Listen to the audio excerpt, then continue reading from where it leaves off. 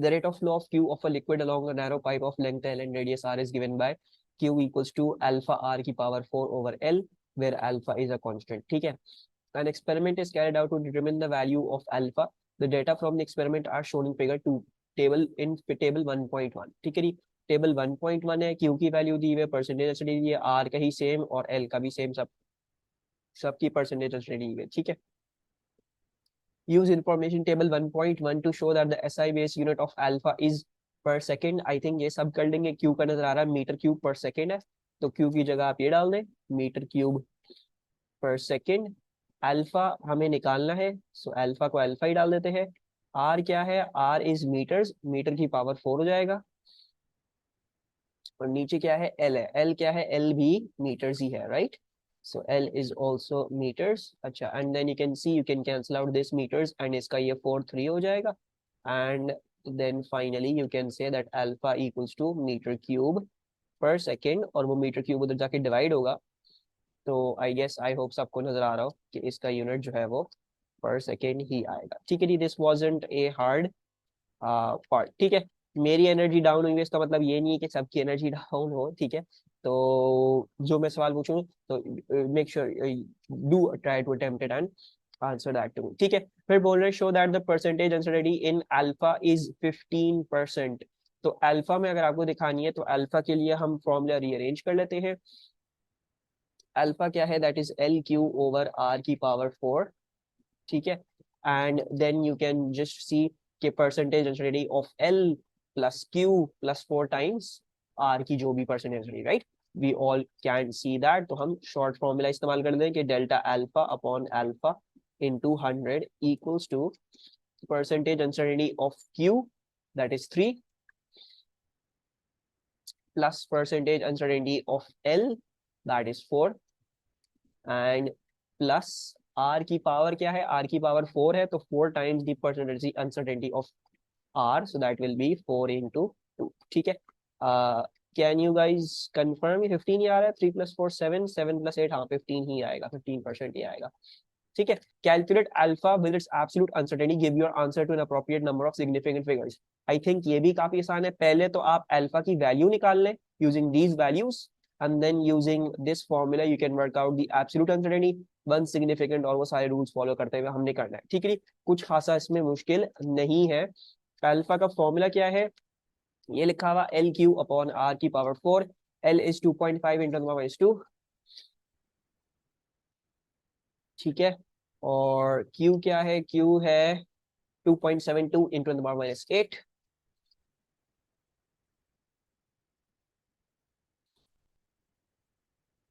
R क्या है, R है 7.1 इंटू 10 पावर -5 और power 4. 7.1 into 10 power -5 power 4. What's the answer coming out to be? नहीं, absolute is not always one decimal place, absolute is always one significant figure. ठीक है. One decimal place नहीं, one significant figure. ठीक है. तो ये value क्या आ रही है, किसने क्या कोई कैलकुलेटर लेके बैठा हुआ है, 2.7 इंटू 10 पावर 7. सो 2.7 इंटू 10 पावर 7. ठीक है. थोड़ा और स्पेसिफिक होने की कोशिश करेंगे तो हमारे पास क्या आ रहा है, वी गेटिंग 2.68 इंटू 10 पावर 7. ठीक है, ये आ रहा है. अच्छा, अब जो है हमें एब्सोल्यूट अनसर्टेनिटी चाहिए. सो एब्सोल्यूट अनसर्टेनिटी क्या हो जाएगी, delta alpha upon alpha into 100 is percentage, right. So basically delta alpha will equals to 15 को अगर मैं 100 से डिवाइड कर दूं और अल्फा से मल्टीप्लाई कर दूं, right. So 15 divide by 100 and then alpha की वैल्यू ये लिखी. So 2.68 into 10 power 7. ठीक है. अगर आप ये करेंगे तो you get the value of 15 upon 100 into answer. I think you're getting around इसको लिख लेते हैं 4.0 into 10 पावर 6. ठीक है. अब हमने आंसर जो लिखना है वो क्या लिखना है, यस थैंक यू फिजा, हमें आंसर जो लिखना है वो लिखना है 10 to the power 7 तक. ठीक है जी. तो ये 10 पावर 7 तक क्या हो जाएगा, ये हो जाएगा 0.4 into 10 to the power 7, right. Now ये आ गया आपका 0.4, वन सिग्निफिकेंट ही लिखेंगे इसको, और इसको लिखेंगे फिर आप to the decimal places of the uncertainty, so this shall become 2.7, क्योंकि 1 डेसिमल प्लेस है, ये भी आपका आ गया. The engine of a toy rocket pushes the gases vertically downwards, and this results in the rocket accelerating vertically upwards from the ground. The rocket starts to move from rest at time t equals to 0. The variation in the time t of the vertical velocity v of the rocket for the first 0.30 seconds of the flight is shown in figure 2.1. ठीक है, velocity time graph दिया हुआ है. As the rocket moves, the thrust force provided by the rocket engine is 16 newtons. अच्छा, पहले तो ये mark कर लेते हैं. Let's say this is this rocket. ठीक है, ये ऊपर की तरफ जा रहा है. ठीक है, इजेक्टिंग गैसेस. नाउ मुझे ये बताएं, एक तो उन्होंने बता दी थ्रस्ट फोर्स है, and you all know the thrust force would be upwards because वो गैसेस को ऊपर की तरफ पुश कर रही हैं, right? Now the question to you is, और कौन कौन सी फोर्सेस होंगी इस पे? What other forces would there be on this rocket? एक तो W होगा वर्टिकली डाउनवर्ड्स, और कोई फोर्स होगी? Drag force, air resistance. ठीक है, ड्रैग फोर्स के लिए assume that air resistance is negligible, तो ड्रैग फोर्स नहीं होगी. And anything else apart from that? कुछ और हो सकता है which most probably we won't be taking for this. Upthrust भी हो सकता है, बट मोस्ट प्रोबेबली उसमें हम ये नहीं ले रहे होंगे. ठीक है, we might not probably be taking contact. नहीं, कॉन्टैक्ट तो रिजिड बॉडी के साथ होता है. ठीक है, रिजिड बॉडी, इसमें सिर्फ रॉकेट है, किसी रिजिड बॉडी से कॉन्टैक्ट में नहीं है. ठीक है, यही दो फोर्सेस हैं. You guys are correct. And अगर अपथ्रस्ट भी लेना पड़ेगा तो हमें बता देगा एग्जामिनर. ठीक है, वो उतना क्लियर कर देगा. ठीक है, now for this part of the rocket's flight show that the acceleration of the rocket is 55 metre per second square. कैसे दिखाऊं इसकी एक्सेलरेशन जो है वो 55 मीटर पर सेकंड स्क्वायर आ रही है? How do I show that? gradient of the graph. So let's take the gradient, and gradient क्या हो जाएगा? Let's take a convenient point. एक तो ये 0,0 हो गया. ठीक है, that's very convenient. and दूसरा convenient point ऐसा करते हैं, ये वाले ले लेते हैं. ठीक है, so now that point is 16.5, 0.30, and मुताहर बोल रहे हैं 16.5 है. ठीक है, so let's see. अच्छा, make sure आप conversion करके ही डालिएगा, इसमें conversion necessary नहीं है. y2 minus y1, 16.5 minus 0 upon x2 minus x1, 0.30 minus 0. ठीक है, 0.30 minus 0. Is it coming out to be 55? ठीक है, perfect. So we have shown this. ठीक है, okay, then state an expression for the resultant force F experienced by the rocket in terms of the thrust force and the weight. Confirm हो गया, अब thrust हमें इसमें लेनी और drag force भी नहीं लेनी है. तो नेट फोर्स क्या हो जाएगी? नेट फोर्स, ठीक है, वो कह रहे हैं F. अब आपको क्या करना पड़ेगा? लेट्स जस्ट से कि हम क्या लेते हैं, अपवर्ड्स इज पॉजिटिव. ठीक है, let's just take upwards is positive, तो हम थ्रस्ट फोर्स में से वेट निकाल लेते हैं. ठीक है, अच्छा, दूसरी बात इसमें भी ये समझ लो कि हाउ इफ, अगर इस केस में एग्जामिनर ने आपको नहीं बताया था कन्वेंशन कैसे लेनी है आपने. ठीक है, वैसे तो मैं बोला है आपने कन्वेंशन आपको जैसी मर्जी आप ले सकते हो. ठीक है, उससे कभी भी आप रॉन्ग नहीं होंगे. लेकिन in this case you want to be, क्या कहते हैं, there is a hint of how you can take the convention. ठीक है, इधर देखोगे वेलोसिटीज जो है वो सारी की सारी पॉजिटिव है, right? And you can see कि रॉकेट ऊपर जा रहा होगा, right? So if all of the velocities are positive, तो इसका मतलब है कैसे लिया हुआ है? upwards is positive लिया हुआ है. ठीक है, so from there this is the examiner's convention given to me that upwards as positive. तो मैं thrust force में से weight निकाल दूं. ठीक है जी, उन्होंने बोला thrust force को T लिख ले, तो हम T लिख लेते हैं, और weight को W लिख लेते हैं. अभी तक तो काफी आसान है, इसमें कुछ भी ऐसा कुछ मुश्किल हमारे पास अभी तक नहीं आया. ठीक है, next, calculate the mass of the rocket. ठीक है जी, मास कैसे निकालेंगे? मास कैसे निकलेगा? How do I work out the mass?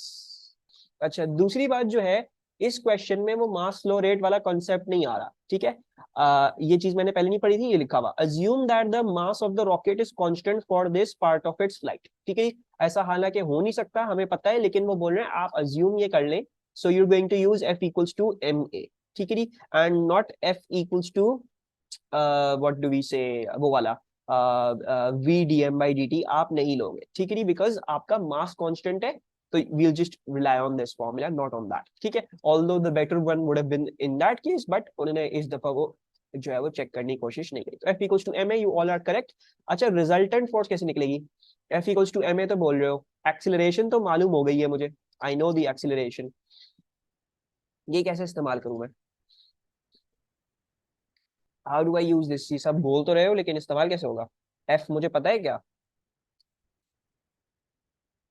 F is T minus W, okay भाई। सो बेसिकली मुझे ये बोला जा रहा है कि F जो है वो T माइनस W है, आप F की जगह ma डाल दे एंड देन आप T माइनस W कर ले, right. So we just do T minus W, T हमें पता है, I guess they gave us the T and that is 16 newtons, तो आप T की जगह 16 डाल दें और ये क्या हो जाएगा, mg हो जाएगा, राइट। एंड जी को मैं हटा रहा हूँ, मैं जी को क्या लिख रहा हूँ, मैं एम जी को 9.81 लिख रहा हूँ, ठीक है। अच्छा, अब यहाँ पे माइनस 9.81 मत डालिएगा, क्यों, आप यहाँ पे माइनस क्यों नहीं डालेंगे, ऑल्दो आपकी कन्वेंशन अपवर्ड पॉजिटिव थी, ठीक है जी, तो यहाँ पे तो माइनस जानी चाहिए एक्सप्रेशन, वो आप माइनस साइन ऑलरेडी बाहर लेके जा चुके, ठीक है, वो आप माइनस साइन ऑलरेडी बाहर लेके जा चुके, तो गलती से माइनस नहीं डाल देना, ठीक है। You already accounted for the weight being in the opposite direction, तो बार बार अकाउंट नहीं कीजिएगा उसी इक्वेशन। एंड देन मास और एक्सेलरेशन क्या थी, एक्सेलरेशन थी 55 मीटर पर सेकेंड में, ठीक है। So we will just put this in over here, अब मेरे ख्याल से सॉल्व कर लेते हैं, ये हो जाएगा 55m equals to 16 minus 9.81m and m equals to 16 divide by 55 plus 9.81, 16 ये दिया हुआ मेरा बच्चा, ठीक है, they have given us as the rocket moves the thrust force provided by the rocket engine is 16 newtons, ठीक है, they've given this value already to you, so what is the mass coming out to be, मैंने उधर जाके plus कर दिया and then वो जो दो चीजें ऐड होती है मैंने डिवाइड कर दी इधर, ठीक है। आप मैथ्स किसी तरह भी कर सकते हो जैसे आपकी मर्जी हो, just try to get the correct answer out, 0.2468 आ रहा है अकॉर्डिंग टू दानिया, ठीक है, and we used a two significant value over here, और ये भी टू सिग्निफिकेंट था तो हम इसको भी टू सिग्निफिकेंट कर लेते हैं, हम इसको 0.25। At time t equals to 0.30 seconds, a small piece of metal separates from the rocket. Calculate the height of the rocket above the ground at t equals to 0.30 seconds. कैसे निकालेंगे? How do I work out the height of the rocket above the ground at 0.30 seconds? हम kinematics area under the graph will not be using हम kinematics instead will be using area under the graph, क्योंकि वो ज्यादा आसानी से हो जाएगा, ठीक है।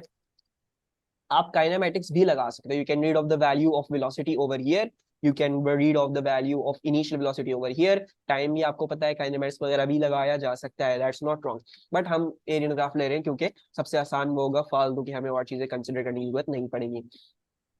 So all of you can see that this will be a triangle, half into base into height. So base ये है, height ये है 16.5 and 0.30. So the area equals to half into 16.5 into 0.30. And Dania is giving us the answer as 2.475. ठीक है जी। Now 2.475, अब इसको round of कर लेते हैं, राउंड ऑफ कितना होगा ये, 0.255 यहाँ से 3 सिग्निफिकेंट है और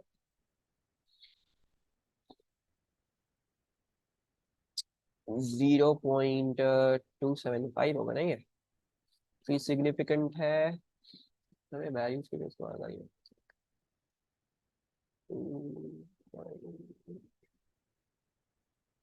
एक सेकंड,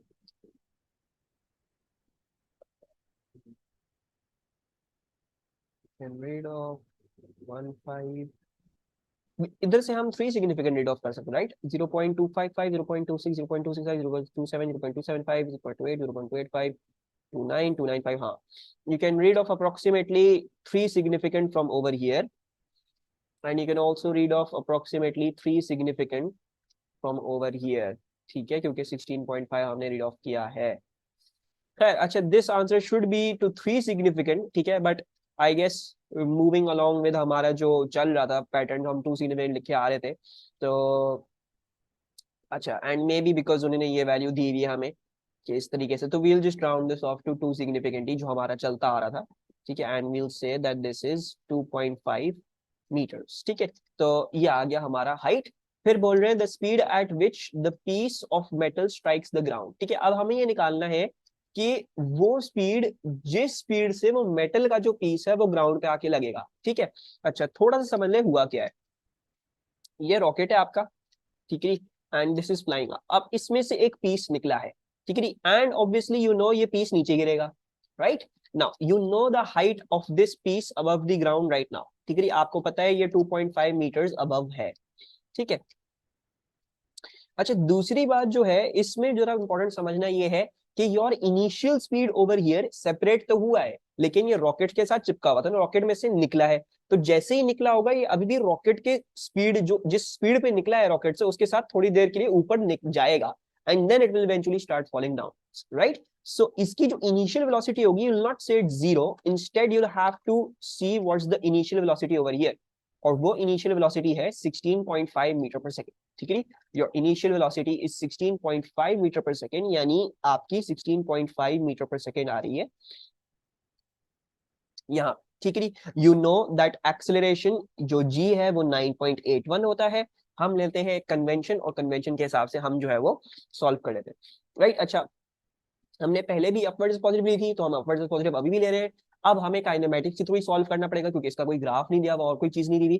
तो लुकिंग एट द इंफॉर्मेशन, कौन सी इक्वेशन आप लोगों को सही लग रही है for kinematics that we should use and apply over here. ठीक है, ये ध्यान में रहे कि फाइनल स्पीड निकालनी, you will need to work out the v। v equals to u plus at। Daniya time नहीं है हमारे पास। v square equals to u square plus 2as, that is what we're going to use because we don't have the time। ठीक है, we're trying to work out the velocity, तो velocity square हो गया।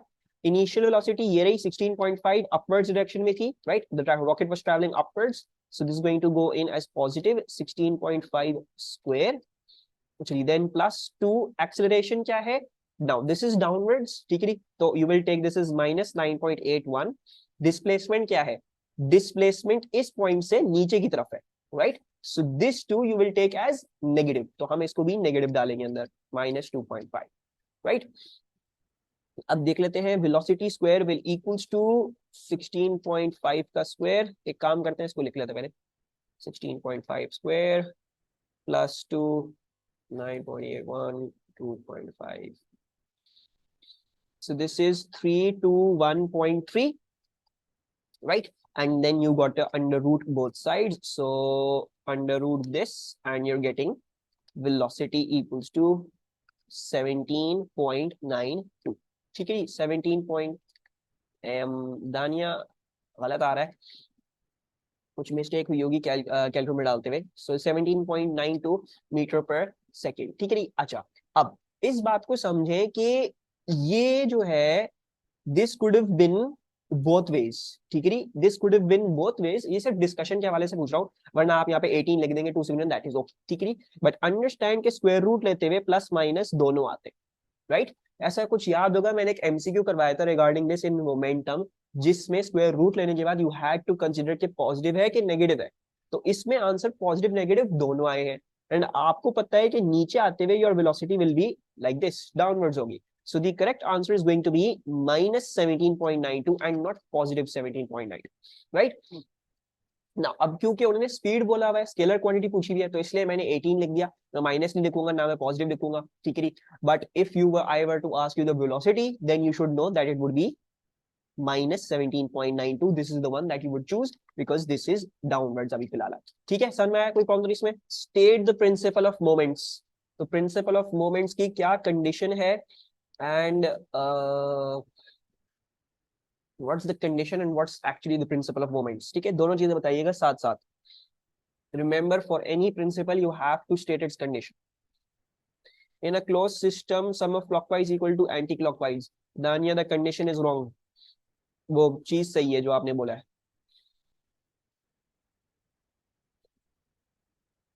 so no resultant force, नहीं। for a closed system total moment is conserved, नहीं।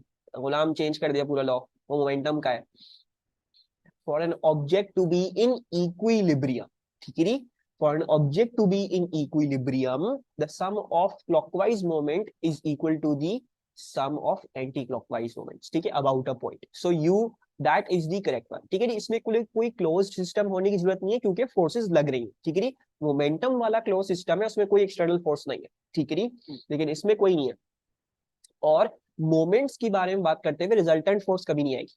Resultant force एक अलग concept है, जो हम कहते हैं ना कि इक्विलिब्रियम की दो कंडीशंस हैं, एक है net force equals to zero and एक है net moment equals to zero, ठीक है। तो ये दो अलग कंडीशंस हैं, don't merge this with this, ठीक है। आप ये नहीं बोलोगे रिजल्टेंट फोर्स इज जीरो अगर मोमेंट जीरो के, इसका मतलब ये नहीं resultant force zero.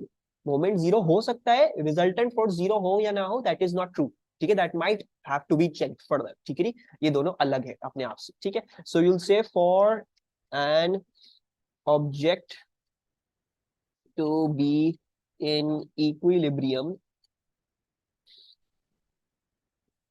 the sum of clockwise moments is equals to sum of anti-clockwise moments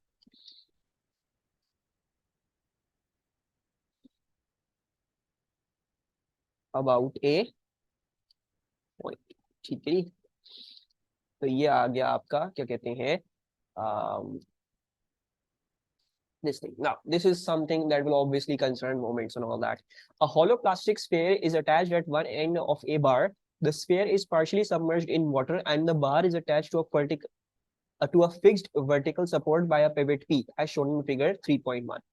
ठीक है। सो स्फेयर का वेट 0.30 न्यूटन है, पानी में थोड़ा बहुत डूबा हुआ है, 40 डिग्री का एंगल है, एक बार है, पिवट से एंगल जो है, पिवट से जो डिस्टेंस है इसका 0.29 मीटर्स आ रहा है, और ये एक फिक्स्ड सपोर्ट है, ठीक है। Something weird, the sphere has weight 0.30 newtons, the distance from P to the center of gravity of the sphere is 0.29 meters.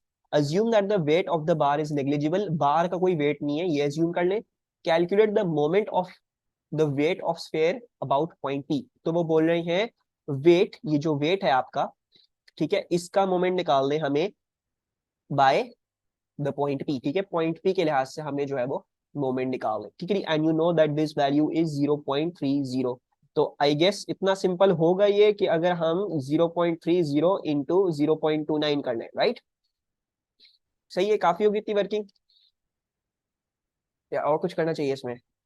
You will have to work out the components, ठीक है। आपको W के component निकालने पड़ेंगे और वो वाला component निकालना पड़ेगा जो परपेंडिकुलर डिस्टेंस ले रहा है, ठीक है। So you all no now, इसमें घबरा जाएंगे बहुत सारे बच्चे कि सर ये रिजॉल्व कैसे होगा, right, will have a lot of confusions between students कि सर ये रिजॉल्व कैसे होगा। मेरा बच्चा, जैसे हमने इंक्लाइन प्लेन में रिजॉल्व किया है, देखो अभी भी क्या है, इंक्लाइन प्लेन ही है, ठीक है। You can consider this W on an incline plane, right. So basically ये वाला क्या है, दिस इज, ये वाला क्या होता है, what is this one that is down the slope, that sine, this is W sin 40, ठीक है। और ये वाला क्या होता है, this is the one that is like this, so this would B obviously W cos 40। अब आप लेंगे कौन सा मोमेंट, किसका मोमेंट लेंगे आप, W sin का नहीं लेंगे, आप W cos का लेंगे, because that is perpendicular to your 0.29, right. So the moment is going to be W क्या था 0.30, so 0.30 cos 40 and then into the distance is 0.29, ठीक है। क्या आ रहा है ये आंसर 0.066, और उसके आगे कुछ आ रहा है दानिया, 66 के आगे 666, ओके, तो ये आ रहा है। अच्छा, now this was two significant, you use this, ठीक है। एंगल 1 सिग्निफिकेंट दिया हुआ है लेकिन I will not use that, और 0.29 तो हम उसको जो है वो 0.067 न्यूटन मीटर्स कर लेते हैं, this would be the rounding off to this answer. अच्छा, उसके बाद अब जो है वो उन्होंने चेंज कर दिया। The system shown in figure 3.1 is part of a mechanism that controls the amount of water in a tank, ठीक है। Water enters the tank and causes the sphere to rise. This results in bar becoming horizontal. Figure 3.2 shows the system in its new position. अच्छा, now ये पहले था, ठीक है। होता ये है, कोई टैंक है ये, इसमें जैसे जैसे पानी बढ़ता है बढ़ता है बढ़ता है बढ़ता है, तो ऑब्वियसली ये स्फेयर जो है वो यहाँ तक आ जाता है और बिल्कुल हॉरिजॉन्टल हो जाता है, right. So basically it's like to measure the amount of water in a tank. ठीक है, तो अब थोड़ा और पढ़ते हैं, समझते हैं इस सवाल को. अच्छा, अब क्या दे रहे हैं, ये स्फेयर है, रॉड से लगा हुआ है. अच्छा, अब यहाँ पे कोई ना कोई स्प्रिंग आ गया. ठीक है, and they have also given this distance over here to us. Let's see का क्या काम है क्या नहीं है. In this position, the rod R exerts a force to compress a horizontal spring that controls the water supply to the tank. R is positioned at a perpendicular distance of 0.017 meter above P. ठीक है जी. ये जो rod R है, ठीक है जी, ये जैसे जैसे स्फीयर ऊपर आता है, ये रॉड R जो है वो कंप्रेस करता है एक स्प्रिंग को. ठीक है, यानी कोई ना कोई एक फोर्स लगा रहा है स्प्रिंग के ऊपर, that they're saying that it is force F, I guess, है ना. नहीं, उन्होंने कुछ नहीं बोला ये फोर्स कौन सी, बस वो बोल रहे हैं कोई force. I am just going to say that some force है. ठीक है, then R is positioned at a perpendicular distance of 0.017 meter above P. तो उन्होंने ये डिस्टेंस भी दिया हुआ है of this force and the pivot. ठीक है, तो होपफुली हो सकता है इसका मोमेंट अगर वो निकालना हो तो हम इस तरीके से निकाल सकते. Now the variation of the force F applied to the spring with compression X of the spring is shown in figure 3.3. Force extension graph दिया हुआ है. ठीक है, तो even if the question start seeming very very complicated and tricky, ठीक है, always जो है वो keep doing on and keep trying to understand हो क्या रहा है. यू विल सी दैट कभी भी एग्जामिनर से नहीं होगा बहुत मुश्किल कोई चीज उठा के दे दी है, it will always be easy. तो नजर आ रहा है हमें अब हुक्स लॉ के साथ काम होगा. Let's see. Use figure 3.3 to calculate the spring constant of the spring. कैसे इस्तेमाल करूं फिगर 3.3 को to calculate the spring constant. You will use the ratio and not the gradient. Gradient इस्तेमाल नहीं करेंगे हम, ratio इस्तेमाल करेंगे. ठीक है, and very good. So अच्छा, I'm just going to pick up this value. ये क्या आ रही है हमारे पास. This shall be 21, right? 22, 23, 24. 21 Newton's है और ये मिलीमीटर्स है, 10 मिलीमीटर्स. ठीक है जी. तो the spring constant is force upon extension. Force क्या थी, 21 थी ना, right. 21 divided by 10 into 10 to the power minus 3. So 21 divided by 10 into 10 to the power minus 3. And I guess it's going to come up as 10 to the power minus 2 पर जाएगा 10 to the power 2. So 2100 Newton metre आ जाएगा. So we'll just write this as 2100 Newton पर metre. ठीक है जी, आसान था. ये जो इतनी देर से जो सवाल बिल्डअप हो रहा है उसमें तो काफी आसान पार्ट. ठीक है, now look at this. At the position shown in figure 3.2, the system is stationary and in equilibrium. ठीक है जी, हम सब समझते हैं इस बात को कि सिस्टम स्टेशनरी और इक्विलिब्रियम होने के मतलब क्या हो गया, नेट फोर्स भी जीरो होगी, नेट मोमेंट भी जीरो होगा. The radius of the sphere is 0.0480 meters and 26% of the volume of the sphere is submerged. The density of water is this. Show that the upthrust on the sphere is 1.18 newtons. कैसे दिखाऊं sphere पे upthrust जो है वो इतनी है. What formula should I use. Not pressure equals to force upon area. Upthrust का formula rho G V. चलिए नाउ अपथ्रस्ट के फॉर्मूला जो होता है वो होता है rho F A H G. ठीक है जी, और you can also use rho G V. ठीक है जी, जब ऑब्वियसली स्फीयर है तो रॉ जी वी इस्तेमाल करेंगे instead of raw A H ji, because इसमें ए एच कुछ होता नहीं है, तो हम सिर्फ रॉ जी वी ही इस्तेमाल कर लेते हैं यहाँ. ठीक है, अच्छा, so there we go. Now ये याद रहे, रॉ जो है वो फ्लूइड का होता है, स्फीयर का नहीं है. ठीक है, तो upthrust will equals to rho of the fluid. Fluid का जो है वो 1 × 10⁻³ है. G इज 9.81 और वॉल्यूम क्या डालू. वॉल्यूम वो डलता है जो सबमर्ज्ड है पानी में. ठीक है, so you will have to take 26% of the total volume. ठीक है, इस बात को भी समझे. वॉल्यूम वो डलेगा अपथ्रस्ट वाले फॉर्मूला में जो सबमर्ज्ड है, तो it will be 26% of the entire volume of the sphere. ठीक है, does anyone remember the sphere का वॉल्यूम का फॉर्मूला क्या था. ठीक है, और ये फॉर्मूला याद रखना आपने. आई होप अब तो याद हो गया, इतनी दफा हमने किया है. 4/3 pi r cube, right? So basically 26/100 यानी 26% of this thing. So 4/3 then pi और r cube क्या है, r is this. ठीक है, into 0.0480 cube. ठीक है, and then you just multiply all of these things putting them properly in the brackets, ठीक है। अच्छा, can you just do it in one step? मेरे पास क्या आ रहा है ये, आई होप 1.18 ही आ रहा हो। ओके, नाउ अब कुछ बातें हम समझ लेते हैं बिफोर वी प्रोसीड फर्दर, ठीक है। Let's go back to this. उन्होंने बोला है at the position shown in figure 3.2, यानी इस पोजीशन में, ये वाली जो पोजीशन है, इसमें अब हम कुछ फोर्सेस मार्क करने की कोशिश करते हैं, कुछ करने की कोशिश करते हैं, राइट। अच्छा, now what do we know? हमें ये पता है कि ऑब्जेक्ट का वेट था, ठीक है, और ये जो है वो चीज वही है, ठीक है। वेट क्या था इसका? इसका वेट था आई गेस 0.30। हाँ, वेट था 0.30, ठीक है। And then the upthrust you know over here, कि अब अपथ्रस्ट जो एक्ट कर रही है वो एक्ट कर रही है मेरे हिसाब से इधर थी 1.18, right. So let's write that down as well. So upthrust equals to 1.18, ठीक है। अच्छा, नाउ इधर अगर आप देखोगे तो एक नेट फोर्स है, there is a net force overall, right, in the upwards direction. And basically वो अगर हम पिवट पे देखेंगे तो वो क्या कर रहा है, वो घुमाना चाह रहा है, there is a net force in the upward direction, so it's trying to rotate your this rod by to the anti clockwise. वो घुमाना चाह रहा है anti clockwise direction, sorry clockwise direction, ठीक है। It's trying to rotate it in that direction, ऊपर जाने की कोशिश कर रहा है, राइट।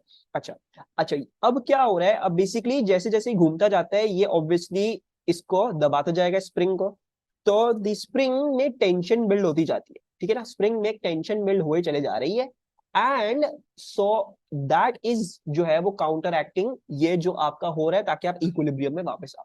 कुछ ना कुछ केस सिनेरियो ये, right, this is trying to go up, लेकिन जब ये ऊपर जाने की कोशिश करता है तो स्प्रिंग को दबा रहा है, स्प्रिंग में टेंशन इंक्रीज करती है, तो वो एक काउंटर क्लॉकवाइज यानी एंटी क्लॉकवाइज मोमेंट डेवलप कर रहा है, ताकि आप वापस से इक्विलिब्रियम में आ जाओ, ठीक है। So this is the case scenario अभी तक का। लेट्स सी एग्जामिनर ने हमसे और क्या चीजें मांगी है, एंड देन लेट्स सी कि हमें क्या करना है क्या नहीं करना। Now by taking moments about P, determine the force exerted on the spring by rod R, ठीक है। तो आपने जो है वो कहाँ लेना है, पिवट लेना है एट पॉइंट P, और हमें ये भी पता है कि पिवट कहाँ पे लेते हैं, जहां पर आपका कांटेक्ट होता है, ठीक है। So we'll be taking the pivot over here, ठीक है। अच्छा, now these two forces act over here, ठीक है। और जो ये अगर हम देखें, ठीक है, what I am really trying to look at for is this one। मैं ये देखना चाह रहा हूँ कि स्प्रिंग मुझे कौन सी टेंशन अप्लाई कर रहा है। The spring is applying some tension, रोक रहा है, ये स्प्रिंग को पचकाने की कोशिश कर रहा है, स्प्रिंग कह रहा है नहीं बाहर जाओ, ठीक है। टेंशन हमेशा opposite to direction of extension, ठीक है। So it's trying to keep it outwards, so the tension is like this, weight और अपथ्रस्ट ऐसी है, right. Now you have to solve for moments and see. अच्छा, अब हमें क्या नजर आता है, हमें नजर आ रहा है कि ये बना रहा है एंटी क्लॉकवाइज, एंड हम फिर सबको ही अलग अलग कर लेते हैं, अपथ्रस्ट भी अलग, वेट भी अलग, और इसको भी हम अलग अलग सबको इस तरीके से हम सॉल्व कर लेते हैं, ठीक है। अच्छा, दूसरी बात जो है वो, आई होप इसमें कोई प्रॉब्लम ना हो, ये समझ में आ गया ओके हो क्या रहा है, ठीक है। अच्छा, now will just see sum of clockwise moments equals to anti clockwise moments, ठीक है। ये क्यों लगा रहा हूँ, ये इसलिए लगा रहा हूँ क्योंकि यू वर इन इक्विलिब्रियम, ठीक है। टेंशन इज साइडवेज, क्या हुआ, क्या मतलब इस दानी इस बात का, द इक्विलिब्रियम में था, तो इसलिए ये लगा रहा हूँ clockwise equals to anti clockwise, ठीक है। अच्छा, नाउ क्लॉकवाइज क्या है, अपथ्रस्ट इज क्लॉकवाइज, ठीक है, weight is anti clockwise, and tension is also anti clockwise. So upthrust जो क्लॉकवाइज है, नाउ यू कैन सी, अब अच्छा will take the upthrust acting over here, तो उसका मोमेंट आर्म आ जाएगा 0.29, ठीक है। सो आपकी एंटी क्लॉकवाइज जो है वो है 1.18 इंटू, सॉरी ये clockwise not anti clockwise, my bad, clockwise वाली 1.18 इंटू 0.29, ठीक है। Sir sideways tension wanted pass through the weight through the pivot, ना मेरा बच्चा देखो, पिवट में से पास थ्रू कर रही है, it's not passing through the pivot, right. अगर यहां होती तो yes it would have passed, but right now it's not passing through, ठीक है। अच्छा, एक आ गया आपके पास ये क्लॉकवाइज। अच्छा, एंटी क्लॉकवाइज एक वेट है और एक टेंशन है एंटी क्लॉकवाइज, वेट का लेना है anti clockwise, so that's going to be 0.30 into 0.29 and क्या है हमारे पास ये वाली टेंशन, टेंशन की मैग्नीट्यूड हमें निकालनी है, right? Determine the force. Yes, we need to work out the tension. So tension and then the moment arm of tension is 0.17. ठीक है, ये perpendicular distance इसलिए हमें दिया हुआ था so that we could work out this thing. ठीक है, so this is going to be 0.017. Now let's just solve it in one go. 1.18, 0.29 minus 0.30, 0.29 and then divided by a 0.017, that equals to your tension. ठीक है, so can you guys work out this and tell me कि हमारी tension क्या आ रही है? 15.0 Newton's is your tension. ठीक है, yes.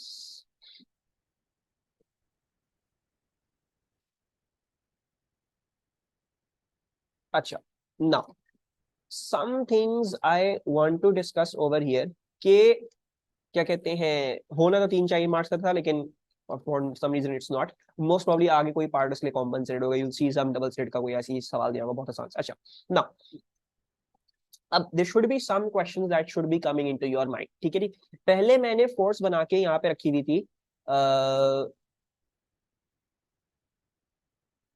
इस तरीके से. ठीक है जी, तो ये भी तो है, राइट? अगर वो पिचकाने की कोशिश कर रहा है तो ऑब्वियसली कोई ना कोई फोर्स लगा रहा है, उसी को अपोज करना चाहिए टेंशन, राइट? तो फोर्स तो अप्लाई कर रही है. ये दिस थिंग, दिस जो है क्या कहते हैं, ये जो है इसको दबाने की कोशिश कर रहा है, trying to apply that force. So sir why didn't you take this force? ठीक है, आपने ये फोर्स क्यों नहीं ली? ठीक है, और आपने बाकी फोर्सेस क्यों ली? तो once again the question comes in किस चीज का? Free body diagram. ठीक है, याद है? अभी देखो आप मोमेंट किस चीज पे ले रहे हो. You're trying to take the moments on the rod. ठीक है, आप रॉड पे मोमेंट्स ले रहे हो. आपने वो सारी फोर्सेस मार्क कर रही हैं जो किसी ना किसी तरीके से रॉड को इन्फ्लुएंस कर रही. ठीक है, जैसे इस स्फीयर का वेट है तो वेट स्फीयर को भी नीचे लेके जाएगा, साथ में रॉड भी चिपकी है उसके तो साथ में रॉड भी जाएगी. अपथ्रस्ट है, अपथ्रस्ट चाह रहा है स्फीयर को ऊपर फेंकने के लिए तो रॉड साथ में चिपकी हुई है तो रॉड भी साथ में ऊपर जाएगी, right? And this F is not that is applying on the rod. F apply नहीं हो रही on the rod, rod apply कर रही है स्प्रिंग पे. इसीलिए मैंने इसको हटा के, एफ को हटा के मैंने ये क्या किया था, मैंने वो वाली टेंशन ली, ये टेंशन अप्लाई हो रही है on the rod. So moments का करते हुए या फोर्सेस का जब भी करते हुए make sure you drawing the free body diagram. ठीक है, कोई प्रॉब्लम इसमें किसी को भी regarding anything? And I don't think this question is complete up till now. फिर क्या बोल रहे हैं? Calculate the elastic potential energy of the compressed spring. तो कैसे निकालेंगे? आपने टेंशन की वैल्यू निकाल ली है, राइट? टेंशन की वैल्यू आ गई है. अब देख लें टेंशन की वैल्यू, आई डोंट थिंक हमें ग्राफ में अच्छा दी है. तो आप या तो ये कर सकते हैं कि आप 15 पे एरिया अंडर द कर्व ले लें, ठीक है, या आपने स्प्रिंग कांस्टेंट निकाल लिया तो सीधा सीधा हाफ के एक्स स्क्वायर कर लें. ठीक है, बट आई डोंट थिंक हमें वैसे भी एक्स पढ़ना ही पड़ेगा इधर से, तो ऐसा करते हैं हम सीधा सीधा एरिया अंडर ग्राफ ही ले लेते हैं, right? Why do we do any query? Let's just use the area under curve. या सो 15 पे ये आ रहा है. ठीक है, अब I hope this is over here. So something like this. ठीक है, this is I believe 7.2 millimeters. ठीक है, और वो 15 है. Once again area of the curve है, this is a triangle, so let's just do that. So half into base into height. half base क्या थी? 7.2 millimeters थी और height क्या थी आपकी? height थी 15, right? 15. So what is this answer working out to? 0.00 0.054 joules. ठीक है जी, this is the answer till over here. फिर वो बोल रहे हैं when the sphere moves from position shown in figure 3.1 to the position shown in figure 3.2, the upthrust on the sphere does work. ठीक है, इस बात को तो हम सब समझते हैं कि यहाँ पे भी upthrust थी, obviously there must be some upthrust that is applying over here, right? तो वो बोल रहे हैं कि ऑब्वियसली मैंने आपको क्या बताया था कि स्फीयर जो है वो उठ के यहाँ से यहाँ आ जाता है, राइट? जैसे जैसे में पानी बढ़ता जाएगा तो वो यही बोल रहे हैं कि कुछ ना कुछ डिस्टेंस मूव किया है इस अपथ्रस्ट की डायरेक्शन में, सो अपथ्रस्ट ने उतना वर्क किया हो, right? The upthrust must have done that much work. ठीक है, सो ये बात हमें बोली गई है, वी अग्री विद दैट. अच्छा, फिर क्या बोल रहे हैं हमें, assume that the resistive forces are negligible, explain why the work done by the upthrust is not equal to the gain in elastic potential energy of the spring. तो जो gain in elastic potential energy हुई है spring की, वो बराबर नहीं है जो काम अपथ्रस्ट ने किया है। वो बोल रहे हैं रेजिस्टिव फोर्सेस नहीं है, वो नेग्लिजिबल लेने, कुछ और वजह से ये दोनों एनर्जीज बराबर नहीं है। ठीक है, तो थोड़ा सोचे समझे and then let me know why are these two not equivalent, the work done by the upthrust और जो इलास्टिक पोटेंशियल एनर्जी यहाँ पे स्प्रिंग ने गेन करी, why are those not equal? ऐसा क्यों नहीं होगा कि दोनों इक्वल नहीं होंगे? wire got deformed? no, wire did not get deformed, that is not a good thing. देखो अगर एनर्जी को देखते हुए देखो, अच्छा I am just going to draw this one as well. यहाँ पे स्फेयर आ चुका है, ठीक है, ये रॉड से लगा हुआ है यहाँ पे, ठीक है, इट्स अटैच्ड रॉड। अब बताओ,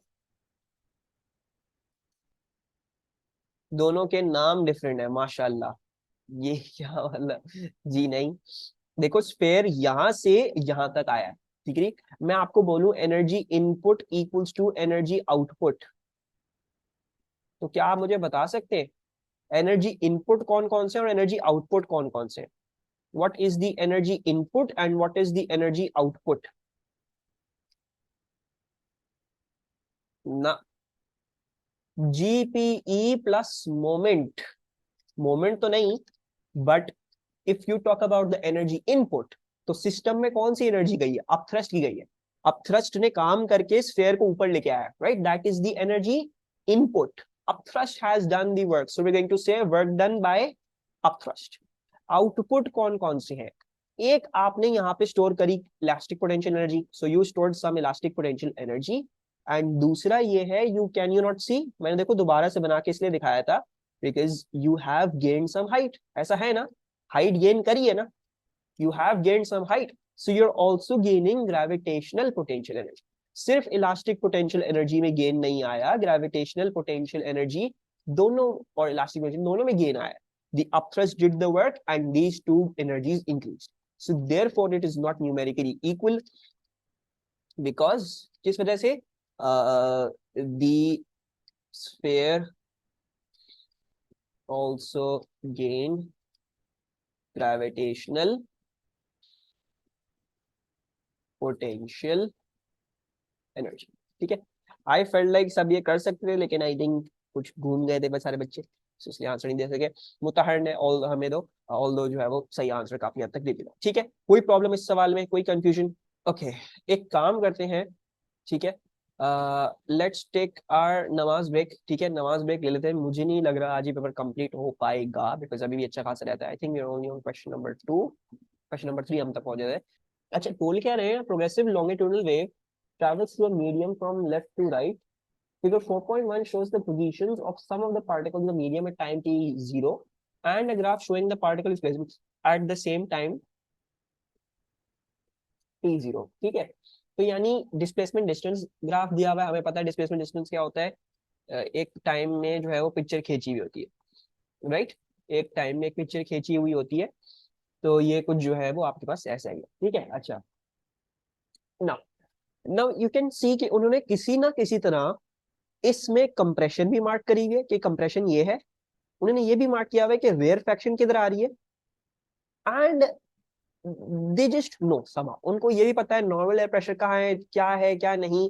हाउ डू दे नो कि कैसे यहाँ पे रेयर कंप्रेशन है, यहाँ पे रेयर फ्रैक्शन है, यहाँ पे फिर से कंप्रेशन है, and so on so forth, ये क्यों कैसे पता होगा? ठीक है, सो लेट्स डिस्कस ये कैसे पता चलता है और किस तरीके से एग्जामिनर ने इसको मार्क किया आपके लिए। ठीक है, सो ये मैंने रिकॉर्डिंग आई थी but I am going to go over this तरीका जल्दी से सो दैट आप लोगों को भी ये समझ में आ जाए किस तरीके से। अच्छा नाउ देखो, अगर आपने ये जानना है कि डिस्प्लेसमेंट डिस्टेंस ग्राफ अगर आपको लॉन्गिट्यूडनल वेव का दिया हुआ है, तो आप उसमें से कैसे निकालोगे इसमें रेयर फ्रैक्शन कहाँ है, कंप्रेशन कहाँ है, नॉर्मल एयर प्रेशर कहाँ है, and so on and so forth. ठीक है, उसके लिए आपको ये रिकॉल करना है कि डिस्प्लेसमेंट क्या होती है।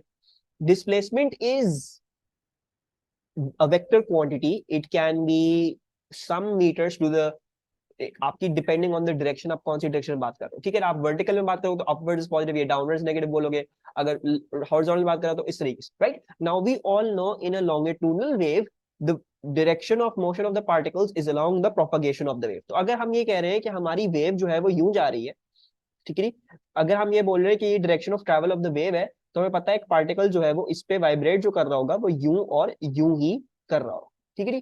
Now all I am going to do is I am going to say one direction is positive. मैं कह रहा हूं यार ये वाला डायरेक्शन जो है ना, ये वाला टुवर्ड्स द राइट वाला, मैं उसको पॉजिटिव बोल रहा हूँ, ठीक है। And then you going to see कि कैसे ये बिल्कुल क्लेरिफाई हो जाएगा आप लोगों को कैसे ये कंप्रेशन है, कैसे रेयरफैक्शन, ठीक है। लुक एट पॉइंट एक्स, ठीक है। आप क्या करेंगे, आप पॉइंट एक्स पे एक पार्टिकल लेंगे, ठीक है। पॉइंट एक्स से थोड़ा सा आगे एक पार्टिकल लेंगे और पॉइंट एक्स से थोड़ा सा पीछे एक पार्टिकल लेंगे। एंड अभी देखना बिल्कुल क्लियर हो जाएगी सिचुएशन कैसे निकाला है compression, right. So if you look at X, X की डिस्प्लेसमेंट क्या है, can anyone tell me? If I ask you what's the displacement of x, तो कुछ भी नहीं करना, बस इधर देखना डिस्प्लेसमेंट जीरो है। You all can see x की डिस्प्लेसमेंट जीरो है, यानी x ना राइट की तरफ जा रहा है ना लेफ्ट की तरफ जा रहा है, राइट। अच्छा, मैं आपसे पूछूं यार ये वाला जो पार्टिकल है x से थोड़ा सा पहले जो था, ये किधर है, ये किधर जा रहा है? सो ये बेसिकली जा रहा है, इसकी पॉजिटिव है, इसकी डिस्प्लेसमेंट पॉजिटिव है, right. So this particle is basically traveling towards the right according to your convention। मैंने कन्वेंशन बनाई, राइट वर्ड पॉजिटिव कह दिया, ठीक है। आपने देखा x की डिस्प्लेसमेंट जीरो है, तो x ना राइट की तरफ जा रहा है ना लेफ्ट की तरफ जा रहा है। उससे पहले वाला पार्टिकल देखते हो तो वेव आपको बता रही है उसकी डिस्प्लेसमेंट पॉजिटिव आ रही है, यानी वो राइट की तरफ जा रहा है, right. So basically this particle is travelling towards the right, right. अच्छा, अब इस पार्टिकल को देखते हैं। इस पार्टिकल को अगर देखोगे तो यू कैन सी कि इसकी डिस्प्लेसमेंट नेगेटिव है। आई होप ये नजर आ रहा हो, इसकी डिस्प्लेसमेंट नेगेटिव है। So basically according to your convention ये पार्टिकल, क्योंकि अगर राइट वर्ड्स आपने पॉजिटिव बोला है तो नेगेटिव का मतलब क्या है, लेफ्ट वर्ड्स। सो नजर आ रहा है, can you see how this is a compression? दो पार्टिकल्स मिलके एक्स को पिचकाने की कोशिश कर रहे हैं, चिपका रहे हैं, they trying to compress x.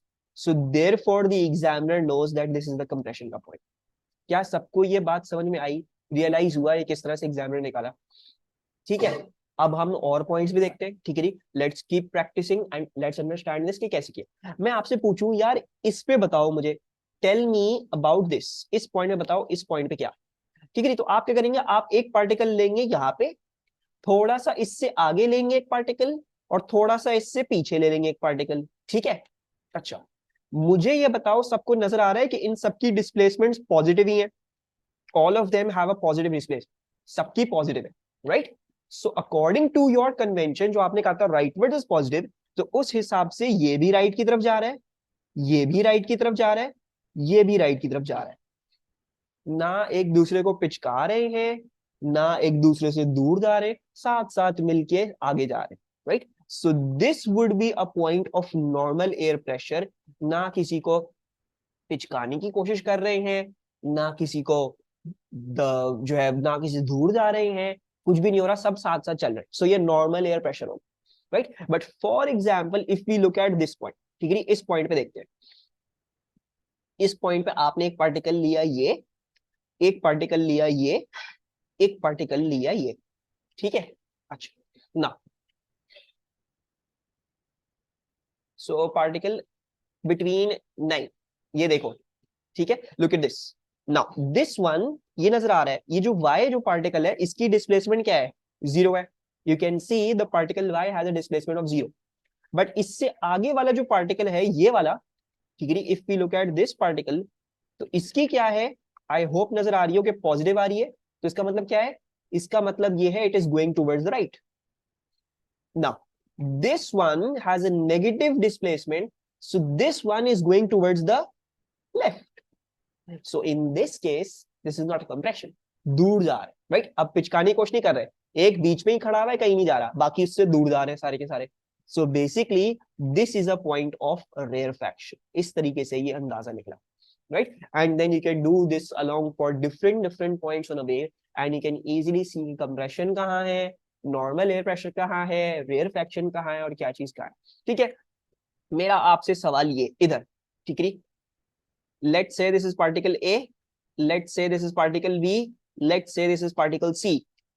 मुझे बताएं ए बी सी लेफ्ट की तरफ जा रहे हैं, राइट की तरफ जा रहे हैं, अपनी जगह पे खड़े हैं, जो भी है हर पार्टिकल का अलग अलग बताइएगा, या सेम है तो सबका एक साथ ही बता दिएगा।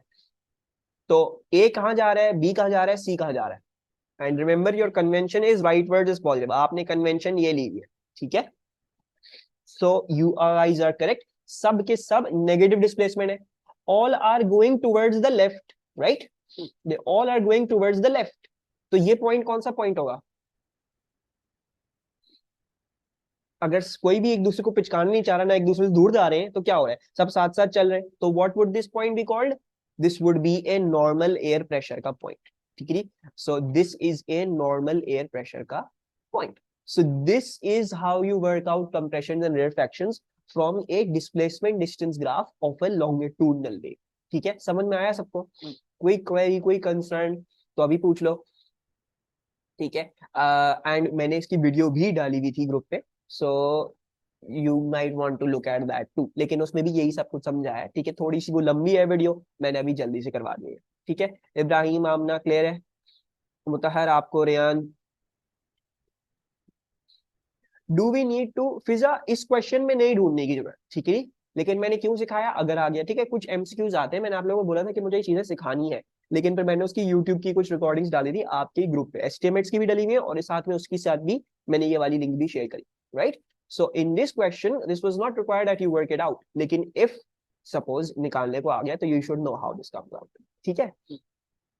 अच्छा ना, particle displacements to the right of their equilibrium positions are shown as positive on the graph and particle displacements to the left are shown as negative on the graph. देख लो, right, towards the left negative है, towards अच्छा ने convention opposite ली है, ठीक है। they have taken the convention as opposite। मुझे बताओ ये चीज समझ में आ गई है सबको, ठीक है, इसमें तो कोई कंफ्यूजन नहीं है, नहीं है तो मैं ये हटा, ठीक है। I am removing this because हमें जो है वो हमने किसी और तरीके से डिस्कस किया है, एग्जामिनर ने किसी और तरीके से बताया, ठीक है। वो बोल रहा है जो पॉजिटिव दिखाया गया है वो जा रहे हैं राइट की तरफ, ठीक है, बल्कि हमारी कन्वेंशन के हिसाब से particle displacement to the right of their equilibrium positions are shown as positive. हाँ, जो राइटवर्ड्स हैं वो पॉजिटिव है एंड जो लेफ्टवर्ड्स हैं वो नेगेटिव है, ठीक है। तो यही बात है जो हमने डिस्कस की। अच्छा, the period of the wave is T.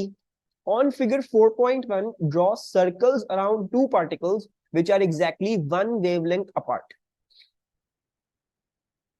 Estimates theory में हाँ इतने इंपॉर्टेंट नहीं है, बहुत कम आते हैं पेपर 2 में, बहुत ही रेयरली होता है कि पहले वाले क्वेश्चन में 2-3 पार्ट्स आ जाते हैं उसके, बहुत रेयरली होता है।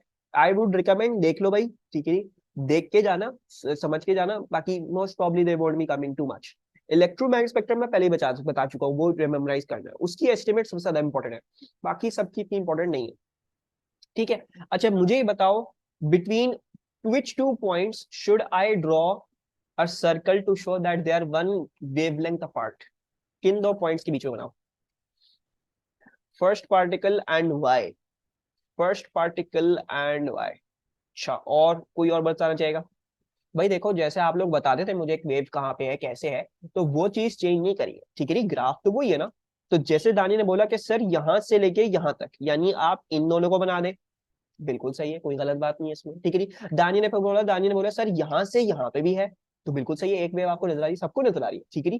इसके अलावा क्रेस्ट टू क्रेस्ट, अच्छा क्रेस्ट टू क्रेस्ट मसला ये है, क्रेस्ट पे एग्जैक्ट मुझे ये पॉइंट नजर नहीं आ रहा है, ठीक है, but still you can say कि यार ये वाला पॉइंट और ये वाला पॉइंट है, ठीक है, you can show that as well, ठीक है। इसके अलावा मुत्तहर कह रहे हैं सर एक्स टू जेड भी होगा, देख लेते हैं। अच्छा नाउ एक्स टू जेड, 1 2 3 4 5 6 7 8 नहीं, एक्स टू जेड नहीं होगा, देखो एक्स और ये होता, ठीक है, this one and this one, ठीक है, not X to Z, between two points in phase, तो ये वाला और ये वाला ये होता, तो फिर सही होता। हाँ, little bit to the left, ठीक है। आई एम गोइंग टू बहरहाल go with Dania's answer, I am going to say this one, ठीक है। अच्छा, on figure 4.1 sketch a line on the graph to represent the displacement of the particles for the longitudinal wave at time t equals to t0 plus t upon 4, यानी बोल रहे हैं quarter transition के बाद आप दोबारा से बना के दिखा दें कि अब क्या, ठीक है। I will probably have to remove this, क्योंकि ये जो है वो हमें प्रॉब्लम करेगी, so I am just removing this, just removing, ठीक है। अब क्वार्टर ट्रांजिशन के बाद बनाना है, मैंने क्या समझा है, क्वार्टर ट्रांजिशन में क्या होता है, प्रोग्रेसिव वेव आगे चलती है, ठीक है, इट गोज फॉरवर्ड, ठीक है, स्टेशनरी वेव उसी पॉइंट पे ऑसिलेट करती है, राइट। सो ये वाला पॉइंट आ जाएगा क्वार्टर ट्रांजिशन बाद यहाँ पे, ये आ जाएगा यहाँ पे हम, ये आ जाएगा यहाँ पे, ये आ जाएगा यहाँ पे, ये यहाँ पे हम, ये यहाँ पे, ठीक है, ये यहाँ पे, एंड ये यहाँ पे, ठीक है। एंड यू कैन प्रॉब्ली सी के कुछ इस तरीके से आया होगा। So this would be your wave, ठीक है। मैं कोई प्यारी वेव नहीं बनाने की कोशिश कर रहा, मैं सिर्फ पॉइंट्स ज्वाइन करने की कोशिश कर रहा हूँ, ठीक है, just to give you an idea. मैंने क्वार्टर ऑफ अ ट्रांजिशन से आगे शिफ्ट कर दी है। आई होप सबको समझ आ रही है, हमने पहले भी बहुत डिटेल में डिस्कस किया है, दानिया ने सवाल भेजा था स्टेशनरी वेव का भी, और हमने प्रोग्रेसिव का भी बात करी थी, ठीक है। State the direction of motion of particle z at time t equals to t0 plus t upon 4। तो पार्टिकल z, ठीक है, तो पार्टिकल z जो है वो अभी कहाँ जाएगा, जो अभी अभी ये वाली जो वेव बनाई है ब्लू वाली, ये है t0 प्लस टी अपॉन 4 वाला टाइम। इससे अब नेक्स्ट कैसे बताएंगे कि पार्टिकल z किधर जा रहा है, how do I tell particle z अब किधर जाएगा। ये आपने वेव बना ली ब्लू वाली, ठीक है, वो बोल रहे हैं state the direction of motion of particle z at time t 0 plus T upon 4। तो direction of motion of particle z कैसा है at time t, at this time, ये जो आपने ब्लू वाली वेव बनाई है इस टाइम पे z किस तरह से मोशन दिखा रहा है। बिकॉज आपने ये देखो क्या बोला है, या positive displacement, so it will be rightwards, ठीक है, अपनी इक्विलिब्रियम पोजीशन से ये राइट की तरफ है, ठीक है। बट द बेटर तरीका क्या था, मैं आपको बोला था डिस्प्लेसमेंट डिस्टेंस ग्राफ में से कैसे बताते हैं कि अब पार्टिकल कहां जाएगा या उसकी डायरेक्शन ऑफ मोशन कैसी है, you draw the next instant in wave, ठीक है। सो बेहतर ये होता कि आप नेक्स्ट इंस्टेंट इन वेव बनाते। सो वो कुछ ऐसी, now you just had to shift it further rightwards. तो आप जैसे यही बनाते तो यू वुड हैव सीन, अच्छा देखो पार्टिकल z जो है वो कहां जा रहा है, ऊपर की तरफ जा रहा है, राइट। पार्टिकल z यहाँ था, अब वो ऊपर की तरफ जाएगा, ऊपर की तरफ मतलब it will go positive direction में, तो पॉजिटिव डायरेक्शन क्या था, राइटवर्ड्स था। सो that is the more profound तरीका और द मोर बेटर तरीका टू वर्क आउट कि कैसे होगी आपकी डिस्प्लेसमेंट, ठीक है, क्योंकि उसमें और इसमें अभी तो आंसर ओवरलैप कर रहा है, जरूरी नहीं हमेशा आंसर ओवरलैप करे। So in a displacement distance graph you will shift the wave rightwards हल्का सा, यानी नेक्स्ट इंस्टेंट इन टाइम बनाओगे और फिर देखोगे पार्टिकल z नजर आ रहा है, ऊपर जाएगा यानी पॉजिटिव डायरेक्शन में जाएगा, यानी राइटवर्ड्स जाएगा, ठीक है। So that is the explanation to this. So we will write to the right या राइटवर्ड्स।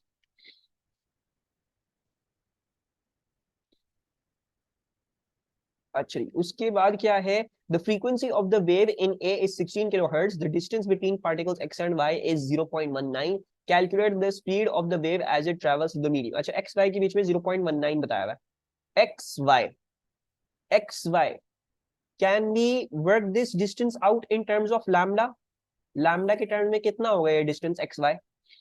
if I were to quote this distance between x and y in terms of lambda, तो ये कितने lambda होगा, हाफ लैम्डा। क्यों half क्यों होगा, quarter one transition, two transitions, so these are two transitions, so that means half lambda, right, quarter plus quarter half हो गया है। so basically x y के बीच में क्या आ रहा है, हाफ लैम्डा आ रहा है, ठीक है। बाकी बच्चे थे चुप चुप क्यों हो गए, half lambda equals to 0.19, lambda equals to 0.19, 19 into 2 is 0.38 I suppose, ठीक है। and then v equals to f lambda, velocity क्या है, वेलोसिटी v हो गई है, फ्रीक्वेंसी है 16 into 10⁻³ लैम्डा जो है वो 0.38 आ गया, ठीक है। अच्छा कंफर्म कर लीजिएगा 0.19 into 2 वही होता है, 0.38 होता है। so the velocity of the wave is 6080 according to दानिया, ठीक है। अब मुझे ये बताएं how should I round of this answer, कितना राउंड ऑफ करूं इस आंसर को। सो यू विल से 6100, ऐसी मिस्टेक नहीं करो मेरा बच्चा, हाँ ठीक है। सो ये जो है, and please try to participate, जो बच्चे पार्टिसिपेट नहीं कर रहे हैं, सो दैट पता लगे कुछ ऐसी चीज ना चल रही है दिमाग में जो गलत हो। That longitudinal sound wave is traveling through a solid, the initial intensity of the wave is I naught, the frequency of the wave remains constant and the amplitude falls to half of its original value, determine in terms of I naught the final intensity of the wave। कौन सा formula इस्तेमाल करें, favourite सवाल, yes. So this is intensity directly proportional to amplitude square. Yep. So I1 upon A1 square will equals to I2 upon A2 square. And then you just start plugging in. I1 is I naught. A1 क्या था? A1 हमें बताया हुआ है, या हम सिर्फ A ले लें? A ले लेते क्योंकि हाफ A बोल रहे हैं next to the we'll just say A nought बोल लेते हैं, A नॉट स्क्वायर हो गया। I2 हमें निकालनी है, यानी I फाइनल निकालनी है। Amplitude final is half of its original value, so it's basically half A nought whole square. ठीक है, सो ये हो जाएगा I nought over A nought equals to I final upon 1/4 A nought square, right. And then A nought square था इधर, ठीक है, वो दोनों कैंसिल कर दें आप, and you will see that I final is 1/4 ऊपर मिल जाएगा, 1/4 in decimals is 0.25 I naught, and we will round this off to 0.25 I naught t. ठीक है, the sound wave in C now meets another sound wave traveling in opposite direction. State a condition necessary for these two waves to form a stationary wave. Opposite direction में है, meet कर रही हैं, क्या और necessary condition है that they must form a stationary wave? The better would always be to state same frequency या same wavelength, ठीक है जी। फिर उसमें तो ऑलरेडी फिर इंप्लाइड है velocity equals to F lambda, तो फ्रीक्वेंसी लैम्डा सेम होंगी तो वेलोसिटी भी सेम, ठीक है। बेट मैं लिखवा देता हूँ same frequency same wavelength same velocity, ठीक है, but that is understood thing. तो बेटर ये होगा you go with same frequency and same wavelength, दोनों में से कोई भी आप लिख सकते हो, तो I will just say same frequency, ठीक है। अच्छा, state two waves in which a stationary wave differs from a progressive wave. Stationary wave और progressive wave में दो फर्क बताएं, ऐसे क्या दो फर्क है जो डिफरेंशिएट कर देते हैं? ठीक है, progressive waves transfer energy, oscillate at one point, motion of particles is parallel to direction of travel. Fiza progressive और स्टेशनरी है, ठीक है, नॉट लॉन्गिट्यूडनल ट्रांसवर्स, ठीक है। बाकी मैं ये बोलूंगा जो मुतहर ने पॉइंट दिया oscillate at one point, I think stationary waves do not transfer energy, से ये काफी क्लियर है। अगर ऑसिलेट एट अ पॉइंट कर रही है जब भी तो नहीं कर रही ट्रांसफर एनर्जी, ठीक है। So let's try not to repeat, ठीक है। और कोई डिफरेंसेस आपको पता है? स्टेशनरी वेव्स हैव, मेरा बच्चा मुतार वही होगी ना, एनर्जी नहीं ट्रैवल कर रही है तो डिस्टेंस भी कैसे करेंगे? Stationary waves do not move, नहीं, that is much more better जो दानिया ने बोला है। Stationary waves have nodes and anti nodes, right. तो स्टेशनरी वेव्स में होते हैं have nodes and anti nodes, लेकिन उसमें नहीं होते, ठीक है। Try to write points that are evidently different. तो stationary waves have nodes and anti nodes, ठीक है। इसके अलावा आप और क्या लिख सकते थे? मैंने आप लोगों को एक बात और बताई है that in stationary waves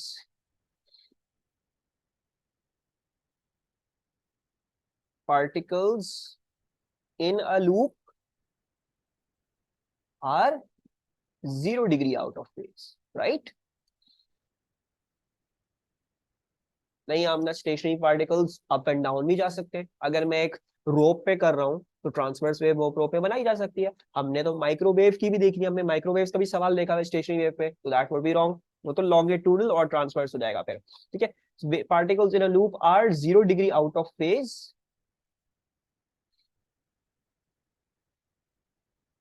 and 180 degree out of phase in opposite loops, right? और यही दो पॉसिबल है सिर्फ और सिर्फ, ठीक है जी। प्रोग्रेसिव वेव में क्या होता है? प्रोग्रेसिव वेव में अगर ये 0 डिग्री है, उसका नेक्स्ट वाला पार्टिकल 1 डिग्री, उससे नेक्स्ट वाला particle 2 degree, 3 degree, 4 degree, 5 degree करते करते करते करते पूरी वेव बनती है 360 डिग्री में, राइट। तो in a progressive wave all the particles are some phase difference out of each other, ठीक है। So in stationary waves particles in a loop are 0 degree out of phase, and when in opposite loops in progressive adjacent particles are out of phase, ठीक है। So these are some differences, ठीक है। तो वही do not move और ये और वो, तो मेरे ख्याल से जब हमने पहली बात बोली थी कि stationery waves do not transfer energy, तो अगर एनर्जी ट्रांसफर नहीं करती है तो मूव भी नहीं करती है, ऑसिलेट करती है एट वन पॉइंट, वो सब बातें उसमें आ गई। तो एविडेंटली क्लियर नहीं हो रही है बात कि ये इसमें से किस तरह से डिफरेंट। तो the other 2 and 3 are much more better in stating के क्या होगा, क्या नहीं होगा, ठीक है। Any problems in with this question? And let's end 13 17 we might be able to complete this paper. Let's see. State Kirchhoff's second law. Rayan है class में? I want Rayan to answer this. लग नहीं रहा। तो इसका क्या था? The sum of EMFs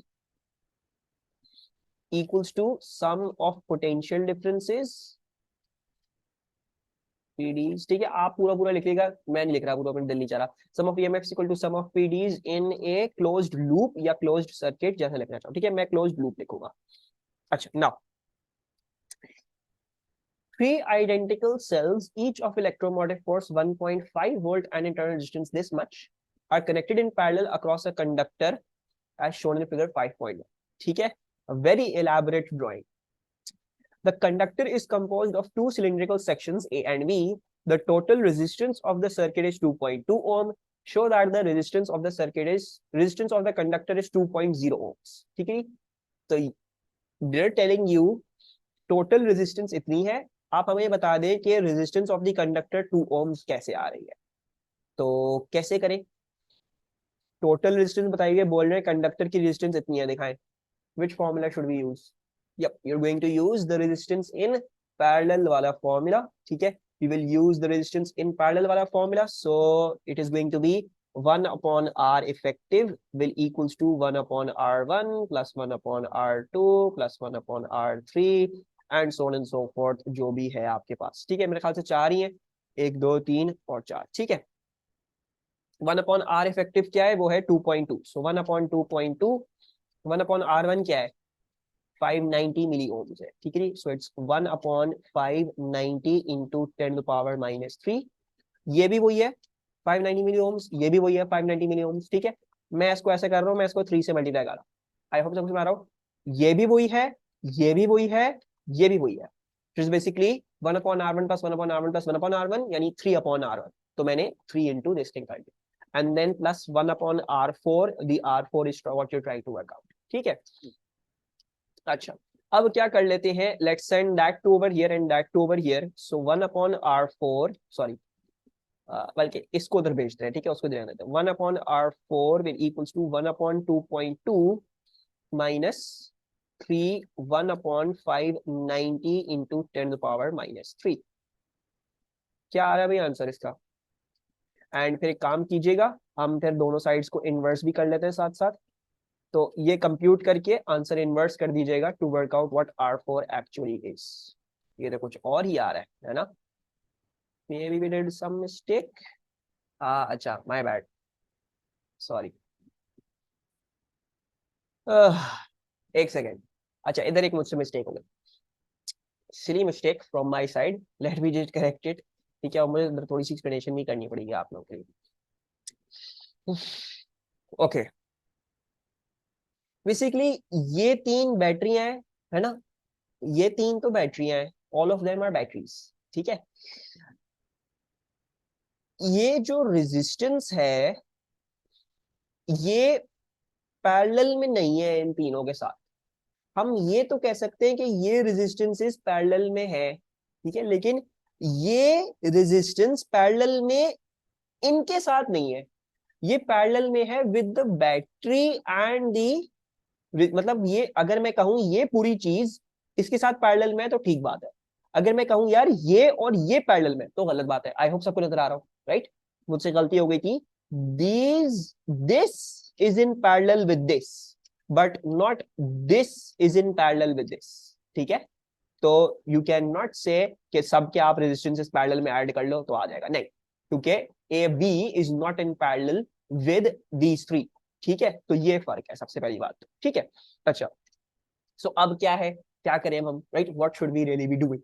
अच्छा, नाउ टू अंडरस्टैंड व्हाई क्योंकि बिकॉज देखो, ये देखो, if you are saying in 2 points के क्रॉस लगा हुआ है आपका कंडक्टर ए बी, ठीक है, तो इन 2 पॉइंट्स के अक्रॉस बैटरी और रेजिस्टेंसेस आ रही है ना। बिटवीन दीज 2 पॉइंट्स बैटरी और रेजिस्टेंसेस आ रही, ठीक है। नॉट जस्ट द, अगर ये इस तरह से होता आमना कि ये रेजिस्टेंस है, ये रेजिस्टेंस है और फिर ये एवी बना हुआ है, दिस इज एवी, और ये लगे हुए होते इस तरीके से, तो मैं कहता हाँ हम ना ये सारे पैरेलल में है और हम सीधा सीधा फॉर्मूला इस्तेमाल करें। लेकिन अभी क्या मसला है, अभी यहाँ पे बैटरियां लगी हुई हैं, तो now you cannot say that AB is in parallel with the resistances. AB is in parallel with the battery and this combination, with the battery and this combination, and with the battery and this combination, right? अच्छा, अब ये हो गया। अच्छा, now अब इसको कैसे अब हम समझेंगे कि ये क्या हो रहा है क्या नहीं हो रहा है, ठीक है। अच्छा, what I want you guys to understand over here is थोड़ी सी हमें इसमें simplification इस्तेमाल करनी पड़े। Let's try to simplify this circuit, understand कि हमारे पास असल में ये क्या हो रहा है, right? Let's try to understand that. अच्छा, ये 3 बैटरियां हैं, ठीक है, 1.5 वोल्ट्स की, ठीक है। First 3 are parallel, the fourth one is in series. Yes, Dania, exactly यही चीज है। The first 3 are in parallel and the fourth one is series, ठीक है। लेकिन थोड़ा सा हम इसको और बाकी बच्चों भी समझा रहे थे किस तरीके से किस तरह से नहीं हो रहा। अच्छा, ये सपोज करो ये पूरा डब्बा है जिसमें से वोल्टेज प्रोड्यूस हो रहा है, राइट। जैसे एक सेल होता है तो सेल के अंदर की इंटरनेशंस आप देख नहीं सकते हो, ये थ्योरेटिकली हमने बनाई हुई होती है, right. So this is basically a whole डब्बा दैट इज योर बैटरी, ठीक है। एंड इसके साथ ये ए बी लगा हुआ है, ठीक है, that's like this. So basically A B is in series with the battery, ठीक है। इस तरीके से मतलब ए बी जो है वो बैटरी के साथ सीरीज में, ठीक है। It is in series with the battery, ये पैरेलल में नहीं लिया जा सकता विद द बैटरी, ठीक है। It's going in series, there is only one path for the current to flow, ठीक है। और जैसे आप फिर आप कर देते कि ये रेजिस्टेंस और वो, तो फिर आप इफेक्टिव निकाल देते इंटरनल और इसका, और फिर कर देते calculation so on and so fourth, वो कर देते, राइट। अब समझ लेते हैं कि ये जो 3 बैटरियां हमें अलग अलग दी हुई है, इनके साथ हमें क्या करना है। अगर देखोगे गौर से तो batteries are actually identical, completely identical है, वो एक दूसरे के कंप्लीटली आइडेंटिकल है, ऐसा ही है। अच्छा ना, सो बेसिकली ये अगर आपको दिया हुआ है 590, ठीक है, milli ohms and something like this, ठीक है, एंड सो ऑन, आपके पास जो है वो ऐसी ही रेप्लिकाज है इसके नीचे, ठीक है। व्हाट डिड वी लर्न के वोल्टेज जो है वो पैरेलल में सेम रह रहा होता है, ठीक है। The voltage in parallel is remaining the same, ठीक है। अच्छा, सो बेसिकली ये जो 1.5 1.5 1.5 है ये सेम ही रह रहा है, ठीक है। ये बैटरियां, ये वाली जो बैटरी है वो इस ब्रांच में करंट नहीं दे रही है, it is not giving current into this branch, क्यों? बिकॉज वोल्टेज सेम है, वही है सर्किट, तो ये इधर नहीं दे रही है करंट। सिमिलरली ये वाली बैटरी इधर भी नहीं दे रही करंट, एंड सिमिलरली ये इधर नहीं दे रही है, ये इधर नहीं दे रही है, क्योंकि सबके वोल्टेजेस सेम है, ठीक है। All of them are the same voltage. So basically we can all consider this as one single unit, हम इसको पूरे को कंसिडर कर सकते हैं कि यार ये पूरी की पूरी चीज क्या है, एक सिंगल यूनिट है, right. This whole thing is like a one single unit, ये करंट आपस में एक दूसरे को नहीं दे रहे, ये सब मिला के जो है वो कुछ काम करके there giving the current to the conductor, आपस में करंट इधर उधर नहीं है, right. So basically I am going to redraw the circuit as something like this. This is basically एक 1.5 वोल्ट की बैटरी, ठीक है, एंड आपके पास एक रेजिस्टर है, इसी के साथ पैरेलल में एक और रेजिस्टर लगा हुआ है, और इसी के साथ पैरेलल में एक और रेजिस्टर लगा हुआ है। So this is the simplified diagram of this circuit, and यहाँ पे ये ए बी लगा हुआ है, जो भी है ये, ठीक है, this A and B. So this is the simplified diagram of this circuit के these three things are basically identical, ठीक है। तो वोल्टेजेस तो मैंने मिला दिए, एक ही कर दिया सबके 1.5 1.5 1.5, लेकिन रेजिस्टेंसेस तो मैं ऐसे नहीं मिला सकता, मैं नहीं कह सकता वन रेजिस्टेंस बस 590 सबकी एक ही, नहीं, ये सारी जो है वो parallel. So all three of them are in parallel, and then ये पैरेलल और फिर वो बाकी सारा आपके साथ सीरीज में लगा है, ठीक है। सो लेट्स जो है नाउ, अच्छा अब जो है मैं इनकी आर इफेक्टिव अलग निकाल लूंगा, और फिर टोटल रेजिस्टेंस में से वो सब्ट्रैक्ट कर लेंगे सीरीज लगा वाला फॉर्मूला लगा के, तो हमारे पास ये आ जाएगा, ठीक है। सो दी 1/R effective of the batteries is going to be 1/590 plus 1/590 plus 1/590, right? So it's going to be 1/590 into 10 to the power minus 3, ठीक है, plus 1/590 into 10 to the power minus 3 plus 1/590 into 10 to the power minus 3 and then whole inverse. ठीक है, ये answer क्या आ रहा है हमारे पास 0.197. ठीक है, so we are getting 0.197 ohms for these three. ठीक है, अब ये इन सीरीज है with this whole combination is in series with this. उन्होंने बोला इस पूरी चीज का 2.2 है, so basically 2.2 equals to 0.197 plus the resistance of A B. So basically R A B is 2.2 minus 0.197 equals to 2.0. ठीक है, so you have shown this कि ये तकरीबन आपके पास यार. ठीक है, once again शो वाला पार्ट था. Calculate the current in the conductor. Current निकाल दें, तो करंट कैसे निकालेंगे? 3 identical cells and so on and so forth. Current निकाल लेते हैं. We know the total resistance, हमें पता है टोटल ईएमएफ भी हमारा क्या है. Let's just work out the total current. ठीक है, हम टोटल करंट निकाल लेंगे in the conductor by just using V equals to IR. ठीक है,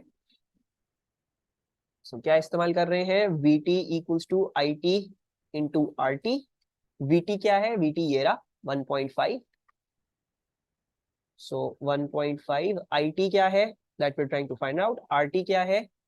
ये लिखा हुआ 2.2. ठीक है, so 2.2. so IT will equals to 1.5 divided by 2.2. what is the current working out to be? 0.68 amperes. 0.68 amperes.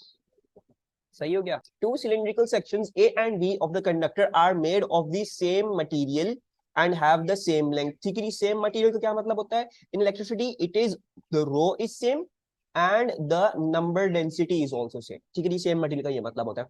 And have the same length, वो बोल रहे हैं length भी इनकी same है. The diameter of section A is this much. The diameter of section B is this much. The resistance of A is RA and the resistance of B is RB. Calculate the ratio RA upon RB. कौन सा ratio लगाएंगे? Rho L upon A, right? So we know that resistance will equals to Rho L over A, right?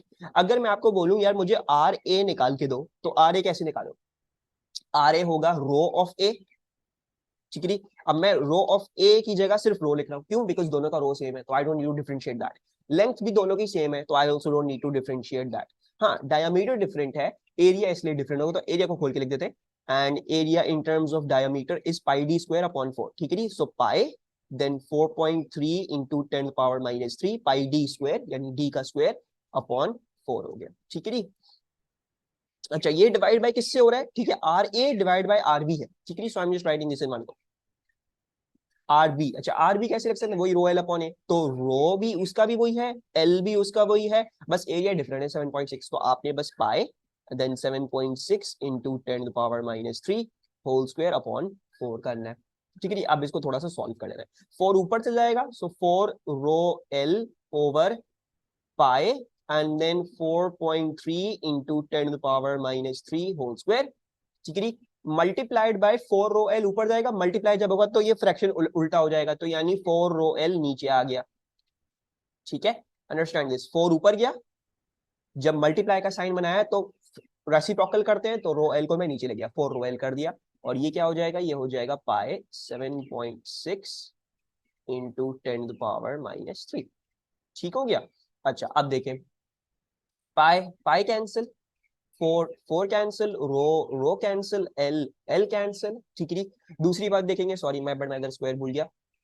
दूसरी चीज देखेंगे तो ये भी काफी क्लियर हो जाएगी. 10 पावर माइनस 2 10 पावर माइनस 3, यानी जो स्क्वायर हो गया 10 पावर माइनस 6 बनेगा, वो भी दोनों ऊपर नीचे कैंसिल आउट हो रहा है. ठीक है, तो रह क्या गया हमारे पास रेशियो है सिर्फ और सिर्फ 7.6 स्क्वायर ओवर 4.3 स्क्वायर. ठीक है, you can calculate this.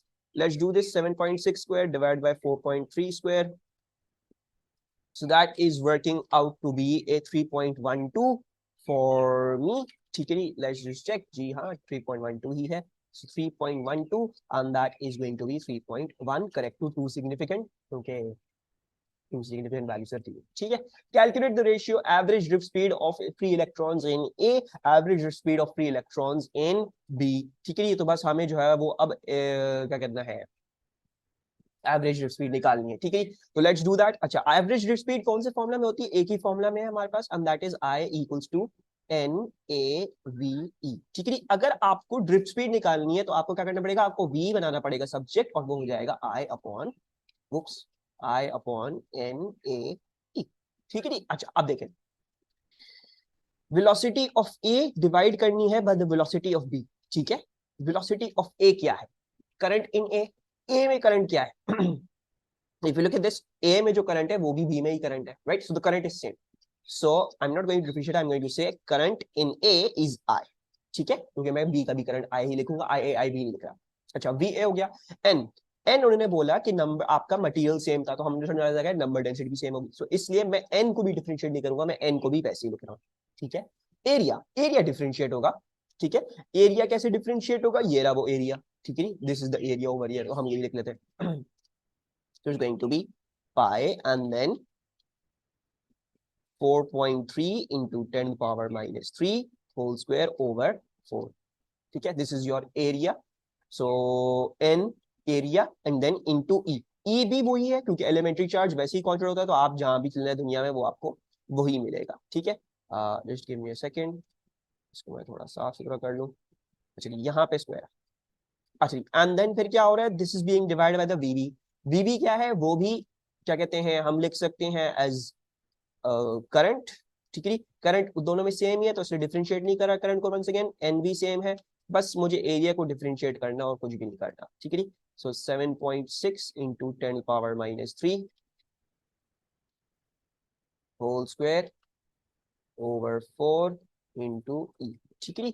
So I feel like कि हमारे पास इंडियन रेशियो वही आ रहा होगा, क्योंकि क्या सब कुछ कट करा के वही हो जाएगा, ठीक है। एक्सप्लेन भी करनी रीजनिंग तो हम एक छोटी सी लाइन लिख देंगे हमने क्या करा है, ठीक है। अच्छा let's now just solve this, ठीक है। 4 ऊपर चला जाएगा, so this will become 4i divided by n into pi into 4.3 into 10 to the power minus 3 whole square into e multiplied by 4i, ऊपर क्या मल्टीप्लाई का साइन करूंगा जब तो आई 4i नीचे आ जाएगा, ठीक है। तो 4i नीचे कर लेते हैं और ये चीज ऊपर ले जाते हैं। सो n into pi then 7.6 into 10 to the power minus 3 square and then into e. Now you can just do your cancellations, 4i उड़ा दें, n उड़ा दें, pi उड़ा दें, e उड़ा दें, 10 to the power minus 3 10 to the power minus 3 उड़ा दें, क्योंकि दोनों स्क्वायर जो है 10 to the power minus 6 आपने कैंसिल कर दिया है, and then once again you land on the same answer जो आपने ऊपर निकाला था, and that comes out to be क्या था 3.1, ठीक है। so that is 3.1, once again your answer is 3.1। थोड़ी सी एक्सप्लेनेशन देनी है तो हम इधर लिख देते हैं current, let's just say current number density is same for both wires, ठीक है। और elementary charge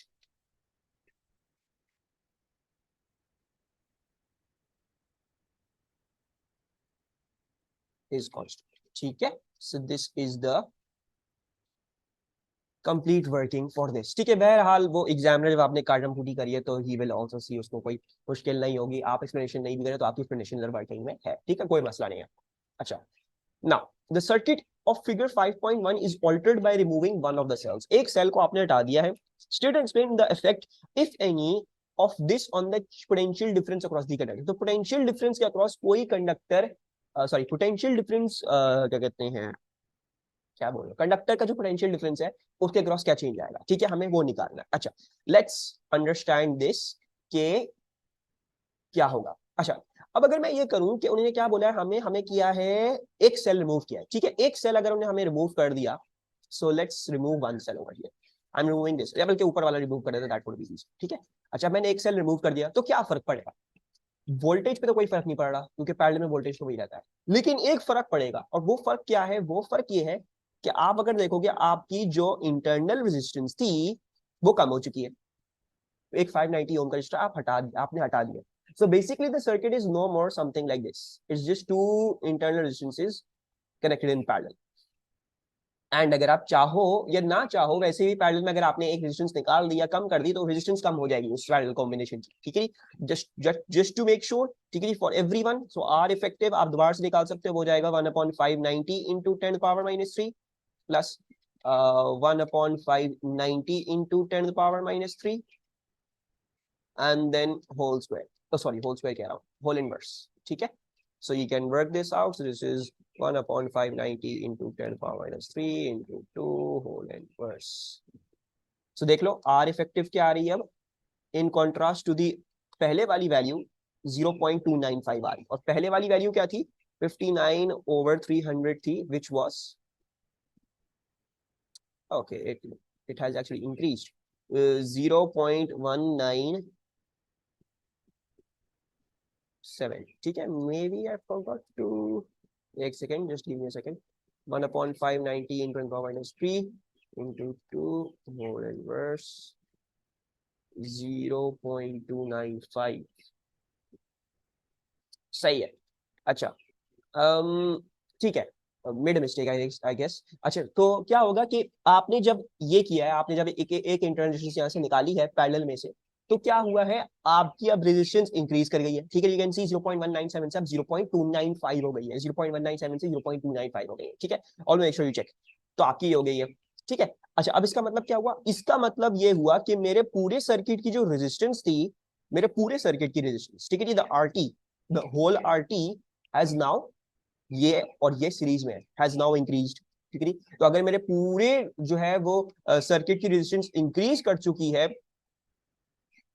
तो क्या होगा, करंट मेरा डिक्रीज कर जाएगा इन द सर्किट. ठीक है, my current will decrease in the circuit. मेरा अगर पूरे रेजिस्टेंस की सर्किट, मेरे अगर पूरे सर्किट की रेजिस्टेंस इंक्रीज कर चुकी है, तो मेरा पूरे करंट का जो पूरे सर्किट में जो करंट था वो डिक्रीज कर जाएगा, क्योंकि यही होता है रेजिस्टेंस इनवर्स प्रोपोर्शनल करंट. ठीक है. अब करंट डिक्रीज कर गया, आपने पूछा क्या था,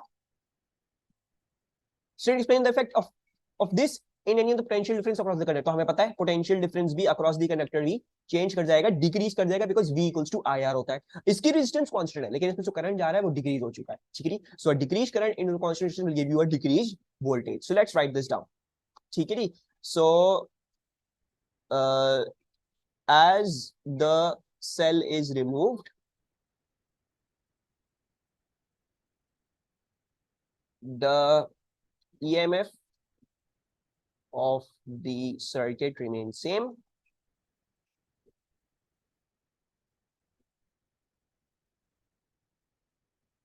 But the internal resistance increases. ठीक है. As a result, बल्कि इसको फुल स्टॉप डालते हैं, as a result नहीं आता. As a result, the total resistance of the circuit increases. ठीक है, यही हमने सारी बातें करी हैं. बल्कि बस, and therefore the total current in the circuit decreases.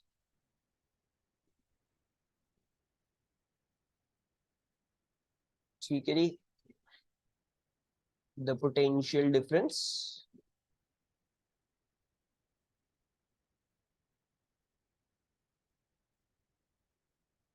across resistor, across the conductor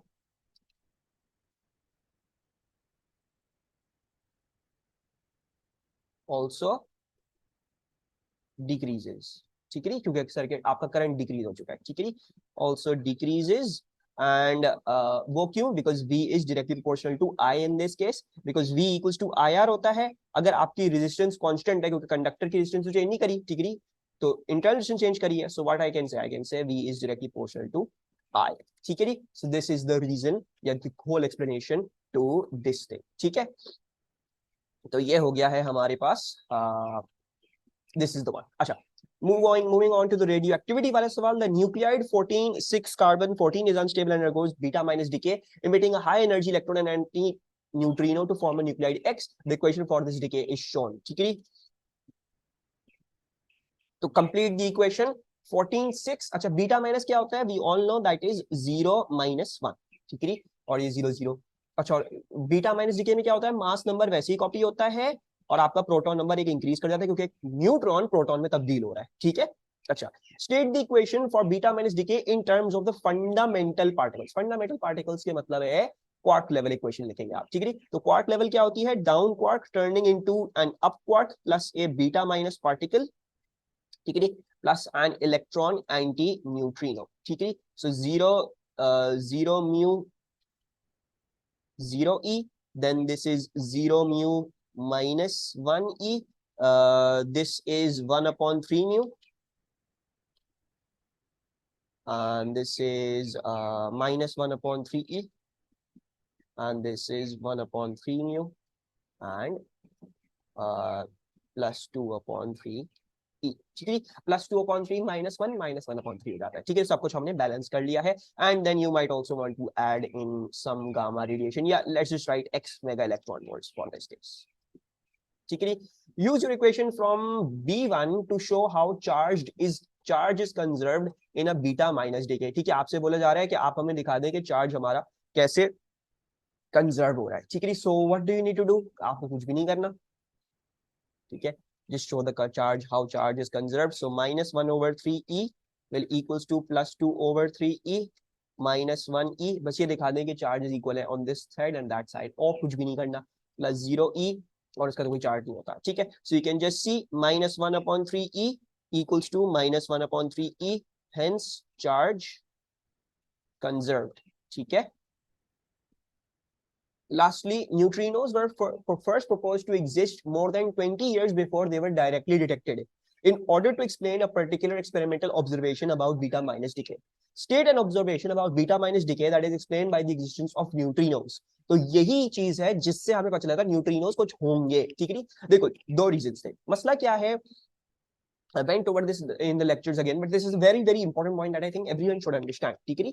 क्या होता है, देखो अगर मैं आपको 5 टॉफियां दूं और मैं आपके सामने एक बच्चा खड़ा कर दूं, मैं आपको बोलूंगा यार इसमें 5 टॉफियां बांट दो, तो आप कैसे करोगे, कैसे बांटोगे, आप पांचों की पांचों उसको दे दोगे, ठीक है। खुद कुछ नहीं रख सकते, आपने पांचों की पांचों उसको दे दी, there is no other way, आप कुछ नहीं कर सकते इसके अलावा, राइट। लेकिन अगर मैं आपके सामने 2 बच्चे खड़े हो, मैं आपको बोलूंगा यार 5 टॉफियां इसमें बांट दो, तो फिर क्या होगा, आप किसी को 2 दोगे, किसी को 3 दोगे, आप किसी को 2.5 भी दे सकते हो, 2.5 भी इक्वली दे सकते हो, आप 1.4 भी दे सकते हो, 4.1 भी दे सकते हो, आपकी मर्जी है, right. So the thing is कि अल्फा डिके और गामा डिके में, क्योंकि एक ही बच्चा है, क्योंकि एक ही अल्फा पार्टिकल है, क्योंकि एक ही गामा रे है, उसी को एनर्जी दी जा सकती है, तो उसी को सारी टॉफियां दी जा रही थी और कोई एनर्जी नहीं जाती, ठीक है।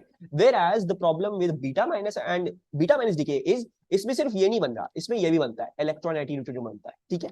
तो प्रॉब्लम क्या थी, अल्फा डिके गामा डिके में एनर्जी कंजर्व रह रही थी, ठीक है। हम जो एनर्जी मेजर कर रहे थे वो कंजर्व रह रही थी, बिकॉज टॉफियां जो एनर्जी वो रिलीज होती थी वो अल्फा पार्टिकल में, क्योंकि एक ही बच्चा था लेने वाला, इसी तरह गामा का भी एक ही बच्चा लेने वाला, तो सारी एनर्जी लेके वो निकल जाता, तो law of conservation energy held in that, ठीक है।